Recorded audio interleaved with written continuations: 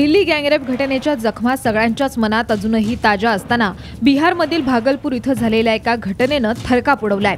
रविवारी सकाळी भागलपूरमध्ये पोलिसांना आंब्याच्या झाडाला लटकलेल्या एका महिलेचा मृतदेह आढळला। मात्र या महिलेनं आत्महत्या केली नसून अज्ञात नराधमांनी अपहरण करून तिच्यावर बलात्कार केला होता। त्यानंतर तिची हत्या करून तिचा मृतदेह तिच्याच साडीने झाडाला टांगला। स्ट्रगल मार्क कुछ ऐसा नहीं मिला है जिसके आधार पे हम कुछ ऐसा कह सकें, और अगर ऐसा कुछ होगा तो वो पोस्टमार्टम के बाद ही क्लियर हो पाएगा। तत्काल ऐसा कुछ नहीं लगा। पीडित महिला पश्चिम बंगालमधील न्यू जलपाईगुडी या जिल्ह्यातील रैनाबाद या गावची रहिवाशी आहे। ती कुटुंबासह अलीपूरमधून ब्रह्मपुत्रा मेलनं कुरुक्षेत्रला जात होती। कहलगाव स्टेशनच्या जवळ ती महिला टॉयलेटला गेली, त्यावेळी ट्रेनचा दरवाजा उघडला गेल्यानं तोल जाऊन ती खाली पडली। त्यानंतर काही जणांनी तिचं अपहरण करून तिच्यावर बलात्कार केला।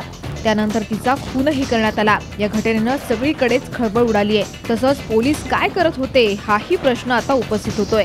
जेव्हा ती महिला कहलगाव स्टेशनवर पडल्याची बातमी रेल्वे पोलिसांना देण्यात आली, तेव्हा लगेच तिचा शोध का घेतला गेला नाही हा प्रश्न आता उपस्थित होतोय। व्हिडिओ रिपोर्ट साम टीव्ही।